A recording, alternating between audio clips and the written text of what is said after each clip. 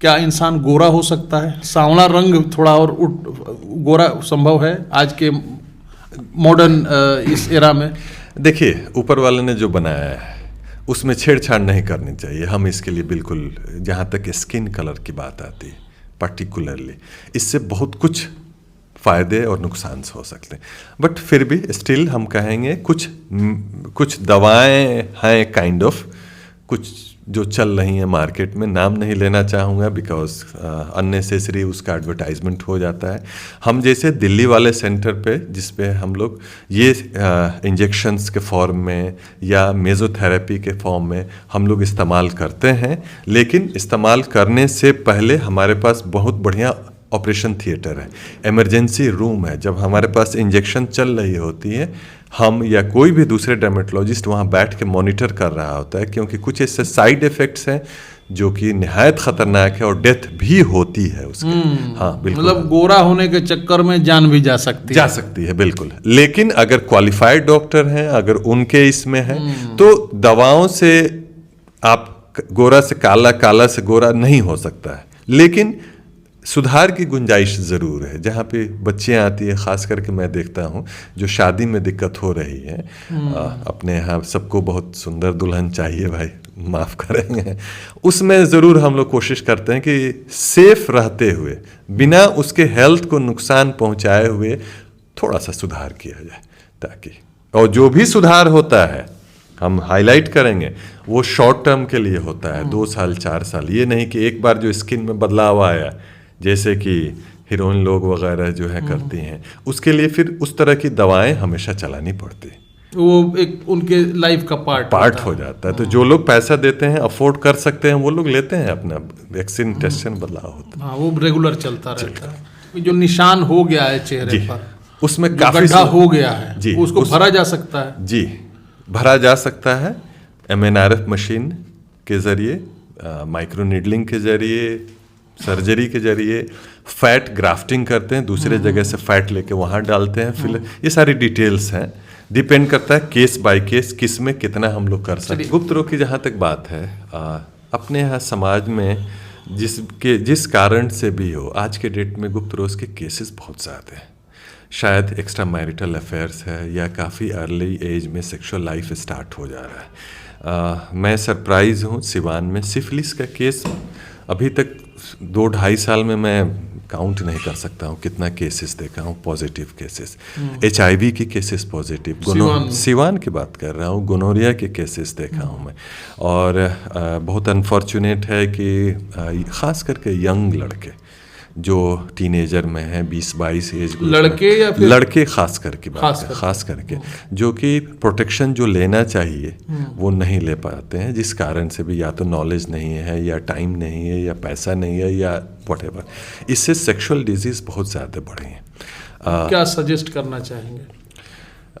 Religious point again इसमें आ जाती है कि जो रिलीजियस रिस्ट्रिक्शन है उसको अगर फॉलो किया जाए तो बेस्ट है, ओबे कीजिए, उसकी इज्जत उससे बेहतर है। एंड देन अगर as a doctor point of view की बात करेंगे, जो कि समाज के प्रैक्टिकल पॉइंट ऑफ व्यू से, हम कोई नहीं होते हैं कमेंट करने वाले कि ये अच्छा है ये ख़राब है, बट ये करेंगे कि अगर सेक्सुअल लाइफ आप कहीं भी है, ऑब्वियसली मैरिज के पहले तो आपको वाइफ है नहीं, तो ऑब्वियसली जहाँ भी आप हैं तो सामने वाले को आप नहीं जानते हैं कि आपसे पहले उनका सेक्सुअल संबंध कितने लोगों से था, और डिजीज़ बांटने वाले काम वैसे ही हो रहा है, ट्रांसफ़र। तो एक अच्छा प्रिकॉशन कॉन्डोम के रूप में जरूर। अगर किसी वजह से अगर रोग से ग्रसित हो जाते हैं तो भी कई बार लोग जब तक चीज़ें आउट ऑफ कंट्रोल ना हो जाए, नहीं जाते, लोग छुपाते हैं। नहीं, उसको इमीडिएटली कंट्रोल करना है। और ड्यूरिंग द सेक्स अगर फील होता है कि हमारे पार्टनर समथिंग एबनॉर्मल है या बहुत स्मेल वगैरह है, देन डेफिनेटली मुझे लगता है कि अब जो गलती हो गई, आप किसी डॉक्टर के पास पहुंचो, कुछ टेस्ट हैं ज़रूर करा लो ताकि श्योर हो जाए आपके लाइफ जो है बर्बाद नहीं हो। बहुत लोगों को मैं कह सकता हूँ यहाँ सिवान में दवा चला दिया सिफिलिस को लेकर के, पेशेंट ठीक हो गया, लेकिन सिफिलिस से रिलेटेड एक टेस्ट होती है, वो ज़िंदगी भर पॉजिटिव रह सकती है, वो निगेटिव होते ही नहीं। अगर नहीं निगेटिव होती है, वो बंदा कभी भी गल्फ में ट्रैवल नहीं कर सकता है, जॉब नहीं कर सकता है, तो एक तो लॉस हो गया ना। चलिए, ये टॉपिक इतना वास्ट है कि इस पर बहुत बड़ा साहब हम लोग उसमें घंटों बात हो सकती है। हम अगले किसी वीडियो में ज़रूर बात करेंगे, क्योंकि डॉक्टर साहब इसी चीज के स्पेशलिस्ट हैं। BA, BCom, BSc, MA, MCom करें विश्व की सबसे बड़ी यूनिवर्सिटी इग्नू से। सॉल्व असाइनमेंट्स और गाइड बुक्स प्राप्त करें। संपर्क करें Mahakal computers, DAV PG college के पास, पंच मंदिरा मोड़ से दाहिने, सिवान। सिवान में अगर चर्म रोग, गुप्त रोग और कुष्ठ रोग की विशेषज्ञता की बात आती है तो डॉक्टर BH नसीर साहब का नाम सबसे पहले लिया जाता है। बड़े बड़े जो महानगर हैं, वहाँ के जो महंगे महंगे अस्पताल हैं, बड़े बड़े अस्पताल हैं, वहाँ पर इन्होंने सेवाएं दी हैं।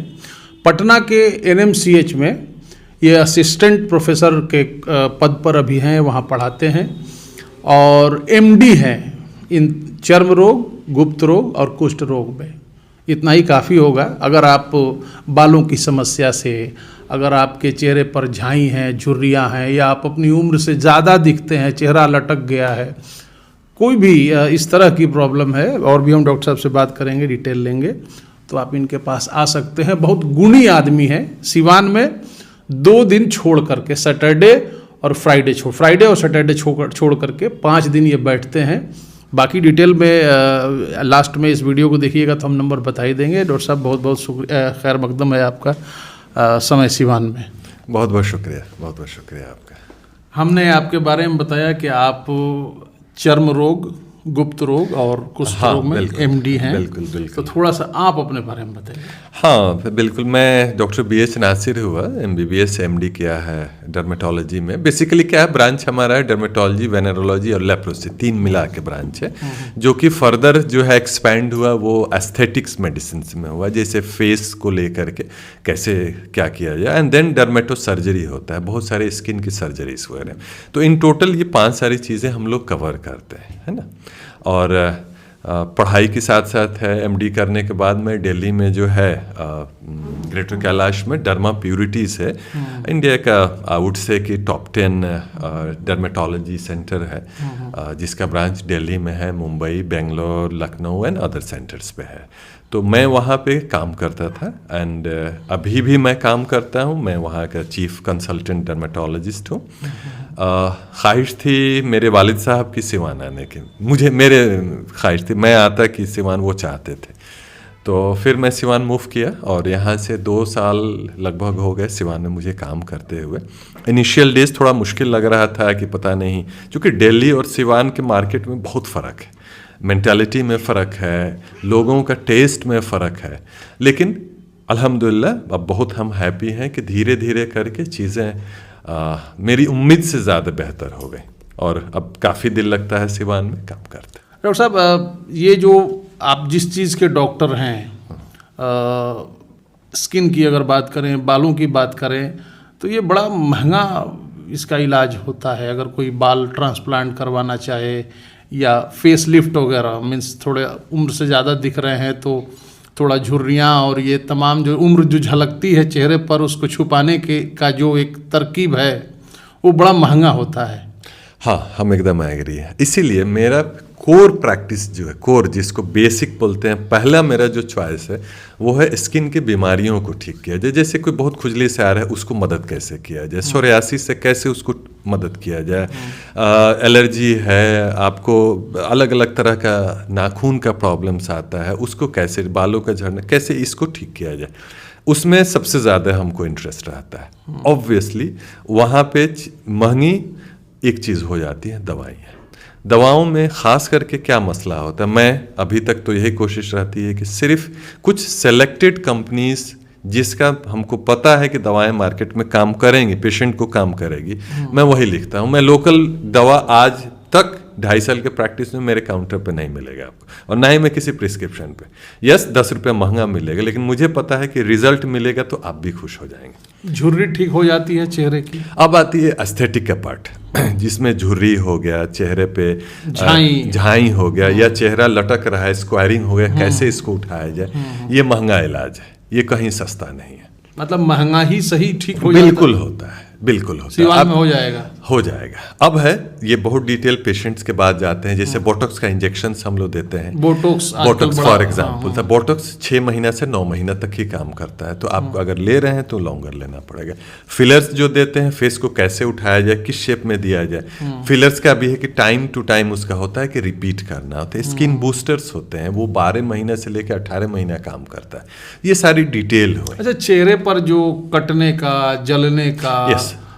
जो कील मुहासे हो जाते हैं उनका, यंगस्टर यंग एज में जो लड़के होते हैं, लड़कियां होती हैं, उनको दाग हो जाता है कहीं से। देखिए इसमें दो चीज वो ठीक हो सकता है। पहला मेरा एडवाइस है कि अगर चेहरे पे दाना निकल रहा है, घबराइए नहीं, ये नॉर्मल चीज है, एक एज में निकलता है। आप किसी भी अच्छे डॉक्टर से मिलके उसके लिए दवा ले लीजिए। अगर नहीं मिल सकते हैं फाइनेंशियल रीजन से, तो आप उसको कम से कम नाखून मत लगाइए। अगर नाखून नहीं लगाइएगा तो बाकी चीजें बॉडी अपने आप भी ठीक कर सकती है बिना निशान के। अगर आपने नाखून लगा दिया, या एक मलहम आती है बहुत पॉपुलर है, नाम नहीं लेंगे, वो लगा देने से वो दब जाता है। दब जरूर जाता है, लेकिन उसका निशान जो छोड़ जाता है वो 10 साल तक निशान रह जाता है। तो अभी जो वही मैं कह रहा हूँ कि जो निशान हो गया है चेहरे पर, उसमें काफी गड्ढा हो गया है जी, उसको भरा जा सकता है। जी, भरा जा सकता है MNRF मशीन के जरिए, माइक्रो नीडलिंग के जरिए, सर्जरी के जरिए, फैट ग्राफ्टिंग करते हैं, दूसरे जगह से फैट लेके वहाँ डालते हैं। फिर ये सारी डिटेल्स हैं, डिपेंड करता है केस बाय केस, किस में कितना हम लोग कर सकते हैं। एक सवाल जो सबसे ज़्यादा लोग जिसकी ख्वाहिश रखते हैं, गोरा होना, क्या इंसान गोरा हो सकता है? सांवला रंग थोड़ा और गोरा संभव है आज के मॉडर्न इस एरा में? देखिए, ऊपर वाले ने जो बनाया है उसमें छेड़छाड़ नहीं करनी चाहिए। हम इसके लिए बिल्कुल, जहाँ तक स्किन कलर की बात आती है पर्टिकुलरली, इससे बहुत कुछ फ़ायदे और नुकसान हो सकते हैं। बट फिर भी स्टिल हम कहेंगे कुछ दवाएं हैं काइंड ऑफ, कुछ जो चल रही हैं मार्केट में, नाम नहीं लेना चाहूँगा बिकॉज अननेसेसरी उसका एडवर्टाइजमेंट हो जाता है। हम जैसे दिल्ली वाले सेंटर पे, जिस पे हम लोग ये इंजेक्शंस के फॉर्म में या मेज़ोथेरेपी के फॉर्म में हम लोग इस्तेमाल करते हैं, लेकिन इस्तेमाल करने से पहले हमारे पास बहुत बढ़िया ऑपरेशन थिएटर है, इमरजेंसी रूम है। जब हमारे पास इंजेक्शन चल रही होती है, हम या कोई भी दूसरे डर्मेटोलॉजिस्ट वहाँ बैठ के मॉनिटर कर रहा होता है, क्योंकि कुछ ऐसे साइड इफ़ेक्ट्स हैं जो कि निहायत ख़तरनाक है और डेथ भी होती है उसके।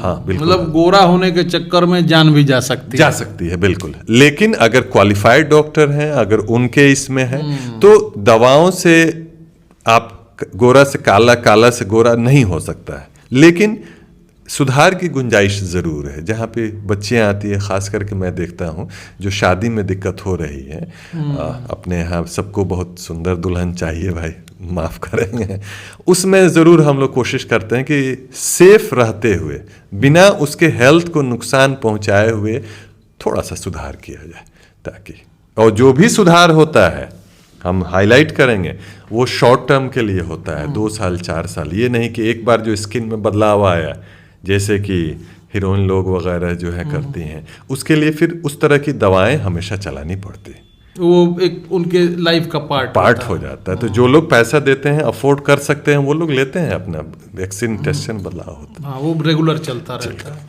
यानी डॉक्टर साहब ये कह रहे हैं कि अगर आपका रंग सांवला है, माताएं बहनों से मैं खास करके ये बात कह रहा हूँ, अगर आपको गोरा होने का इच्छा है तो वो डॉक्टर साहब कह रहे हैं कि वो संभव है, लेकिन उसमें बड़ा रिस्क है और ये बड़ा खर्चीला काम होता है। बिल्कुल खर्चीला काम। चलिए, एक जो आपका जो आपकी जो विशेषज्ञता है, गुप्त रोग, एक ऐसी हम जिस सिवान, छपरा, गोपालगंज या इस तरह के बिहार जैसे राज्य में, या और भी भारत के जो राज्य हैं, वहाँ पर इस पर थोड़ी बातें कम होती हैं। अभी भी एक टैबू है, सोशल टैबू, जिस पर लोग चीज़ों को खुल करके बात नहीं करते हैं। तो एक आम तौर पर जब आप पेशेंट से यहाँ मिलते हैं अपने क्लिनिक पर, तो किस तरह के पेशेंट आते हैं, क्या क्या उनके देखिए, सवाल? गुप्त रोगों की जहाँ तक बात है, अपने यहाँ समाज में जिस कारण से भी हो, आज के डेट में गुप्त रोग के केसेस बहुत ज़्यादा हैं। शायद एक्स्ट्रा मैरिटल अफेयर्स है, या काफ़ी अर्ली एज में सेक्सुअल लाइफ स्टार्ट हो जा रहा है। मैं सरप्राइज़ हूँ, सिवान में सिफिलिस का केस अभी तक 2-2.5 साल में मैं काउंट नहीं कर सकता हूँ कितना केसेस देखा हूँ, पॉजिटिव केसेस, HIV की केसेस पॉजिटिव, सिवान की बात कर रहा हूँ, गोनोरिया के केसेस देखा हूँ मैं। और बहुत अनफॉर्चुनेट है कि ख़ास करके यंग लड़के जो टीनेजर में हैं, 20-22 एज ग्रुप, लड़के या फिर लड़के खास करके जो कि प्रोटेक्शन जो लेना चाहिए वो नहीं ले पाते हैं, जिस कारण से भी या तो नॉलेज नहीं है या टाइम नहीं है या पैसा नहीं है या व्हाटएवर, इससे सेक्सुअल डिजीज़ बहुत ज़्यादा बढ़े हैं। क्या सजेस्ट करना चाहेंगे? रिलीजियस पॉइंट अगेन इसमें आ जाती है कि जो रिलीजियस रिस्ट्रिक्शन है उसको अगर फॉलो किया जाए तो बेस्ट है, ओबे कीजिए, उसकी इज्जत उससे बेहतर है। एंड देन अगर as a doctor point of view की बात करेंगे, जो कि समाज के प्रैक्टिकल पॉइंट ऑफ व्यू से हम कोई नहीं होते हैं कमेंट करने वाले कि ये अच्छा है ये ख़राब है, बट ये करेंगे कि अगर सेक्सुअल लाइफ आप कहीं भी है, ऑब्वियसली मैरिज के पहले तो आपको वाइफ है नहीं, तो ऑब्वियसली जहाँ भी आप हैं तो सामने वाले को आप नहीं जानते हैं कि आपसे पहले उनका सेक्सुअल संबंध कितने लोगों से था, और डिजीज़ बांटने वाले काम वही वैसे ही हो रहा है, ट्रांसफ़र। तो एक अच्छा प्रिकॉशन कॉन्डोम के रूप में जरूर, अगर किसी वजह से अगर रोग से ग्रसित हो जाते हैं तो भी कई बार लोग जब तक चीज़ें आउट ऑफ कंट्रोल ना हो जाए, नहीं जाते, लोग छुपाते हैं। नहीं, उसको इमीडिएटली कंट्रोल करना है। और ड्यूरिंग द सेक्स अगर फील होता है कि हमारे पार्टनर समथिंग एबनॉर्मल है या बहुत स्मेल वगैरह है, देन डेफिनेटली मुझे लगता है कि अब जो गलती हो गई, आप किसी डॉक्टर के पास पहुंचो, कुछ टेस्ट हैं ज़रूर करा लो ताकि श्योर हो जाए आपके लाइफ जो है बर्बाद नहीं हो। बहुत लोगों को मैं कह सकता हूँ यहाँ सिवान में दवा चला दिया सिफिलिस को लेकर के, पेशेंट ठीक हो गया, लेकिन सिफिलिस से रिलेटेड एक टेस्ट होती है, वो ज़िंदगी भर पॉजिटिव रह सकती है, वो निगेटिव होते ही नहीं। अगर नहीं निगेटिव होती है वो बंदा कभी भी गल्फ में ट्रैवल नहीं कर सकता है, जॉब नहीं कर सकता, तो एक तो लॉस हो गया ना। चलिए, ये टॉपिक इतना वास्ट है कि इस पर बहुत बड़ा साहब हम लोग उसमें घंटों बात हो सकती है। हम अगले किसी वीडियो में ज़रूर बात करेंगे, क्योंकि डॉक्टर साहब इसी चीज़ के स्पेशलिस्ट हैं। एक लास्ट टॉपिक और रह रहा है हमारा, कुष्ठ रोग जी। अभी गांधी जी की पुण्यतिथि थी, गांधी जी कुष्ठ रोगियों के लिए उन्होंने बहुत सारी बातें कही हैं। एक सोशली उनको जिस तरह से बॉयकॉट किया जाता है, कुष्ठ रोग क्या है एक डॉक्टर के नज़रिए से? कुष्ठ रोग, जिसको इंग्लिश में हैंसेंस डिजीज़ बोलते हैं या लेप्रोसी डिजीज, ये बहुत पुरानी बीमारी है। 5000 साल का हिस्ट्री तो इंडिया में मिल जाता है। पहले क्या होता था, क्राउड ज़्यादा होता था, अभी भी है सिचुएशन। इसमें होता ये है कि जिस्म का कुछ हिस्सा, खास करके हाथ या पैर वाले में सुन्न हो जाता है, जिसमें पेशेंट को ये नहीं पता चलता है कि गर्म है कि ठंडा है टच करने पे, या उंगली टेढ़ा हो जाता है, हाथ टेढ़ा, सेंसेशन रहता है, सेंसेशन लॉस होने लगता है, और उंगली टेढ़ी हो जाती है, उंगली टेढ़ी हो सकती है, जिस्म में घाव काफ़ी बनने लगता है, कीड़ा भी हो सकता है, मवाद भी हो सकता है, अलग अलग, या फिर सफ़ेद भी हो सकता है जो सफ़ेद दाग से मैच कर सकता है। वहाँ पर कुछ भी समझ में नहीं आया, नहीं समझ में आता है पेशेंट को, खास करके गर्म टच करने पे, ठंडा टच करने पे नहीं समझ में आता है। तो ये पूरी बॉडी में होता है, हो सकता है पूरी, बट शुरू होता है पेरिफेरी से, किनारे से, जो शरीर का ठंडा हिस्सा है वहाँ से शुरू होता है, हाथ से, पैर से शुरू होता है। इसको ज़रूरत है कि जितना जल्दी डायग्नोसिस होगा और ठीक हो जाता है, एकदम 100% इलाज है। लेकिन हम माइक पे कैमरा में बोल रहे हैं, बहुत ज़्यादा डायग्नोसिस में गलती हो रही है लोगों से, क्योंकि जो शायद जो लोग प्रॉपर ट्रेंड लोग हैं वो पिक कर पाते हैं आसानी से। अदरवाइज अगर हम दर्द या टेढ़ा हो गया तो सबसे पहले हम कहाँ जाएंगे, किसी ऑर्थोपेडिक के पास जाएंगे, या हम लोकल जो है जाएंगे। अक्सर हम ये नहीं कहेंगे कि अक्सर गलती हो रही है। डायग्नोसिस अगर अर्ली हो जाए तो हाथ पैर का टेढ़ापन बचाया जा सकता है, घाव से लॉस कम, ये सारा लॉस बचाया जा सकता है, क्योंकि ज़्यादातर मजदूर होते हैं, गरीब क्लास के लोग हैं जो लेप्रोसी हैं, और एक बार जो डैमेज हो गया उसको नहीं सुधारा जा सकता है। तो चलिए डॉक्टर साहब, बहुत बहुत शुक्रिया। आप अगर यहाँ आने के लिए अगर हमारे दर्शक जानना चाहें कि आपसे कैसे मिल सकते हैं, कोई फ़ोन नंबर है, ये एड्रेस यहाँ का क्या है? हाँ, यहाँ ये भारत हॉस्पिटल हुआ सिवान के बिंदुसार रोड में हुआ, डर्मा सिटी हो गया, हमारा क्लिनिक का नाम हो गया, भारत हॉस्पिटल के अंदर है। मैं यहाँ Sunday, Monday, Tuesday, Wednesday, Thursday 5 दिन सप्ताह में रहता हूँ। नंबर है, दे देंगे, बिल्कुल वहाँ पे डिस्प्ले कर सकते हैं, और कभी भी जो है इसमें आकर के देख सकते। मैं मॉर्निंग में जनरली नॉर्मली 10 बजे ओपीडी स्टार्ट करता हूँ, रहने के लिए 8 बजे रात तक भी रहता हूँ। टाउन के पेशेंट मेरे पास ज़्यादातर 12 बजे 2 बजे के बाद आते हैं, देहात के लोग पेशेंट फर्स्ट। चूँकि मैं सर्जरी ज़्यादा करता हूँ इसलिए मुझे टाइम लग जाता है चीज़ों को करने में। बहुत बहुत शुक्रिया। Thank you.